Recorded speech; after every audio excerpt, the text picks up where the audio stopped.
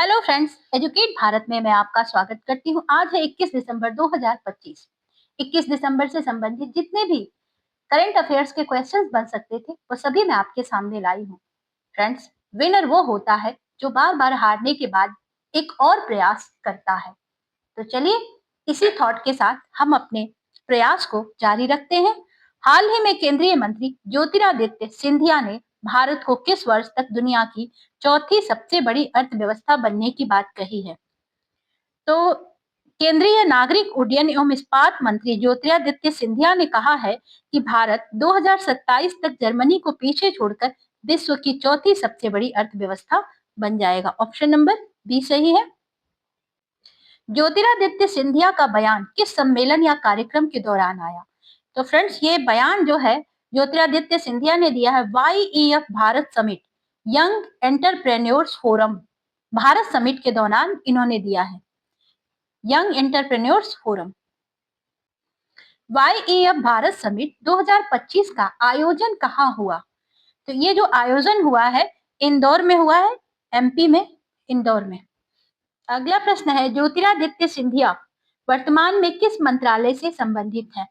तो फ्रेंड्स, ये ज्योतिरादित्य सिंधिया जो है भारत सरकार में नागरिक उड्डयन मंत्रालय इनके पास है। अगला प्रश्न है हालिया बयान के अनुसार भारत की आर्थिक वृद्धि का प्रमुख आधार क्या बताया गया? तो भारत की आर्थिक वृद्धि का प्रमुख जो आधार है वो है स्टार्टअप और इकोसिस्टम और उद्यमिता को इन्होंने अहम भूमिका बताया है। स्टार्टअप और उद्यमिता 2025 तक भारत में लगभग कितने यूनिकॉर्न स्टार्टअप बताए गए? तो 2025 तक भारत में 120 से अधिक यूनिकॉर्न स्टार्टअप बताए गए हैं। 120 से अधिक। विदेश मंत्री एस जयशंकर ने वर्तमान वैश्विक व्यवस्था की तुलना किससे की?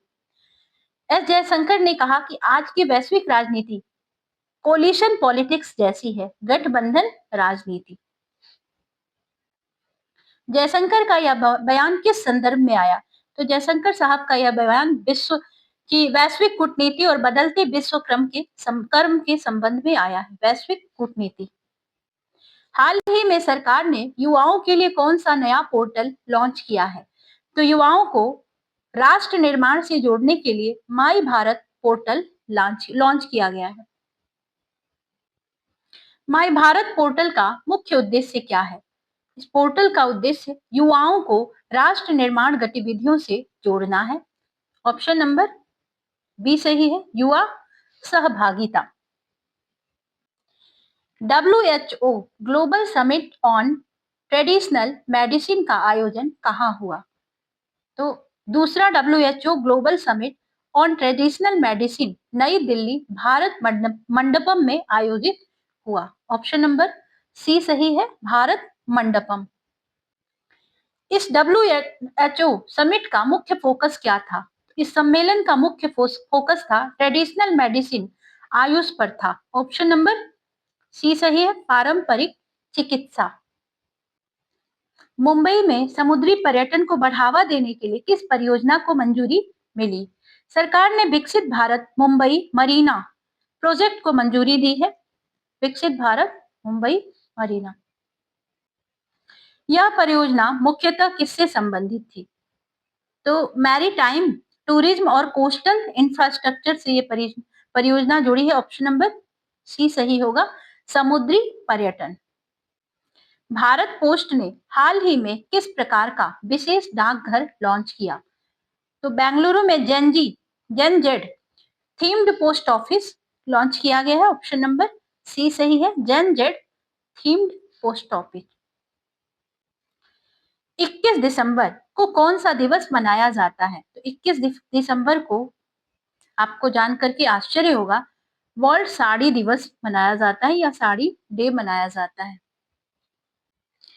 वर्ल्ड साड़ी डे का उद्देश्य क्या है? तो इसका उद्देश्य जो है वो भारतीय सांस्कृतिक विरासत को सम्मान देना है। ऑप्शन नंबर बी सही है, पारंपरिक भारतीय वस्त्रों का सम्मान। 21 दिसंबर 2025 को पेट्रोल डीजल की कीमतों के संबंध में क्या स्थिति रही? तो तेल कंपनियों द्वारा कीमतों में बढ़ोतरी कर दी गई है। ऑप्शन नंबर बी सही है, वृद्धि।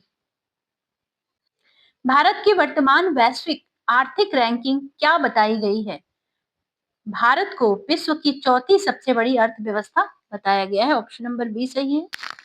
अगला प्रश्न है, भारत ने हाल ही में किस देश के साथ डिजिटल पब्लिक इंफ्रास्ट्रक्चर डीपीआई सहयोग बढ़ाने पर सहमति जताई है? तो भारत ने डिजिटल पब्लिक इंफ्रास्ट्रक्चर मॉडल जो है आधार यूपीआई डिजिटल लॉकर को अन्य देशों के साथ साझा कर रहा है और हाल ही में ब्राजील के साथ इस सहयोग पर जोर दिया गया है। ब्राजील किस अंतर्राष्ट्रीय समूह का 2025 में अध्यक्ष है? तो ब्राजील ब्रिक्स की अध्यक्षता ब्राजील के पास है 2025 में, जिससे भारत और ब्राजील के बीच सहयोग बढ़ा है। संयुक्त राष्ट्र महासभा ने 2025 को किस वर्ष के रूप में घोषित किया है? संयुक्त राष्ट्र ने 2025 को international year of the cooperatives घोषित किया है। ऑप्शन नंबर बी सही है, अंतरराष्ट्रीय सहकारिता वर्ष। हाल ही में COP29 का आयोजन किस देश में हुआ? तो COP29 का आयोजन बाकू, अजरबैजान की जगह है, बाकू में हुआ। COP29 मुख्यतः किस विषय से संबंधित है? तो ये जो सम्मेलन है ये जलवायु परिवर्तन और कार्बन उत्सर्जन से संबंधित होते हैं। ऑप्शन नंबर सी सही है, जलवायु परिवर्तन। हाल ही में WHO ने किस बीमारी के उन्मूलन में भारत की भूमिका की सराहना की? तो WHO ने भारत में पोलियो उन्मूलन की जो भूमिका भारत की रही उसको WHO ने बार बार सराहा है। पोलियो। भारत का कौन सा मिशन वैश्विक स्तर पर डिजिटल स्वास्थ्य से जुड़ा है? तो Ayushman Bharat digital mission digital health से संबंधित है और यह वैश्विक स्तर पर जुड़ा हुआ है। हाल ही में किस देश ने ब्रिक्स में नए सदस्य के रूप में पूर्ण भागीदारी शुरू की है? तो मिस्र ने ब्रिक्स के विस्तार के अंतर्गत इसको पूर्ण सदस्यता अभी मिल गई है 2025 में। अंतर्राष्ट्रीय ऊर्जा एजेंसी IEA का मुख्यालय कहाँ स्थित है? IEA का मुख्यालय पेरिस, फ्रांस में है। भारत ने किस अंतर्राष्ट्रीय अभियान के अंतर्गत मोटे अनाज मिलेट्स को वैश्विक पहचान दिलाई? भारत के प्रयासों से 2023 को international year of the millets 2025 को घोषित किया गया है और इसका ऑप्शन नंबर बी सही है, international year of the millets.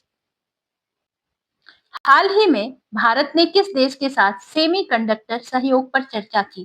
Bharat America के बीच सेमीकंडक्टर सप्लाई चेन कॉरपोरेशन पर विशेष रूप से फोकस है। भारत अमेरिका। संयुक्त राष्ट्र की मानव विकास रिपोर्ट 2025 किस संस्था द्वारा जारी की जाती है? तो ह्यूमन डेवलपमेंट रिपोर्ट UNDP द्वारा जारी की जाती है। हाल ही में किस देश ने चंद्रमा के दक्षिणी ध्रुव पर मिशन की घोषणा की है? तो चीन ने दक्षिण चंद्रमा के दक्षिणी ध्रुव पर नए मिशन की घोषणा की है। अगला प्रश्न है, भारत का कौन सा मिशन अंतर्राष्ट्रीय सोलर सहयोग से जुड़ा है? तो अंतर्राष्ट्रीय सौर गठबंधन जो है ये अंतर्राष्ट्रीय सोलर सहयोग से जुड़ा है। फ्रेंड्स, आज के लिए बस इतना ही। मिलते हैं आपसे नेक्स्ट वीडियो में। अगर आपको हमारी वीडियो पसंद आई हो तो इसको एक लाइक ज़रूर दें, चैनल को सब्सक्राइब करें और बेल आइकॉन तो ज़रूर दबाएं, जिससे आपको हमारी आने वाली नोटिफिकेशन मिल जाए। अपना बहुमूल्य समय देने के लिए हम एक बार फिर आपको धन्यवाद करते हैं।